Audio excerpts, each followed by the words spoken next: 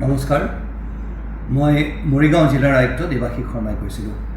শ্ৰদ্ধেয় ৰাইজ, আগন্তুক পঞ্চায়ত নিৰ্বাচন উপলক্ষে বহুতো চৰকাৰী বিষয়ামূলক নিৰ্বাচনী কামৰ বাবে দায়িত্ব প্ৰদান কৰা হৈছে আৰু সেই অনুপাতে তেওঁলোকক এটা প্ৰশিক্ষণৰ বাবে মতা হৈছিল।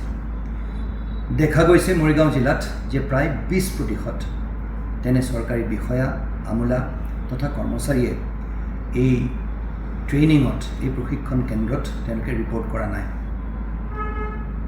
জিলা প্ৰশাসনৰ তৰফৰ পৰা তেওঁলোক সকলোকে মই মোৰ আন্তৰিক আহ্বান জনাব বিচাৰিছোঁ যে আগন্তুক দিনত যদি এনেধৰণে ট্ৰেইনিঙত তেওঁলোকে ৰিপৰ্ট নকৰে তেতিয়াহ'লে বিধিগত ব্যৱস্থা আমি তেওঁলোকৰ বিৰুদ্ধে ল'বলৈ বাধ্য হ'ম। শ্ৰদ্ধেয় ৰাইজ, চৰকাৰী এই গণতান্ত্ৰিক প্ৰক্ৰিয়াত প্ৰতিগৰাকী ভাৰতবৰ্ষৰ নাগৰিকৰ এই নিৰ্বাচন ভাগ সুকলমে পৰিচালনা কৰাত সহায় কৰাটো প্ৰতিজন নাগৰিকৰ গুৰু দায়িত্ব। বিশেষকৈ চৰকাৰী এজন বিষয়াই এই মনোবৃত্তি যদি লয় যে পঞ্চায়ত নিৰ্বাচন বা যিকোনো নিৰ্বাচনত তেওঁ ডিউটি নকৰিব, তেনে কিছুমান ব্যক্তি আমি দেখা পাইছোঁ। সেই ব্যক্তিসকলৰ এই মনোবৃত্তি বৰ গ্ৰহণযোগ্য নহয়।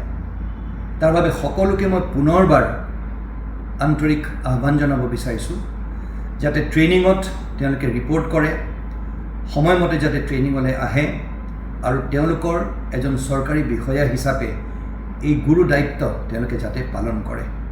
আমি অনিচ্ছাকৃতভাৱে হ'লেও যদি তেওঁলোকে এনেধৰণৰ অৱহেলা কৰে বা এনেধৰণে চৰকাৰী অনুৰোধৰ অমান্য কৰে তেনেহ'লে আমি তেওঁলোকৰ বিৰুদ্ধে বিধিগত ব্যৱস্থা ল'বলৈ বাধ্য হ'ম আৰু এই ব্যৱস্থা ল'বলৈ যাতে তেওঁলোকে আমাক বাধ্য নকৰে।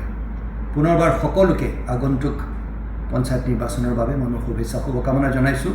আমি এটা টীম হিচাপে কাম কৰিম আৰু আহক আমি সকলোৱে মিলি সুচাৰুৰূপে পৰিচালনা কৰোঁ আৰু এই নিৰ্বাচন প্ৰক্ৰিয়া আমি সফল কৰোঁ। ধন্যবাদ।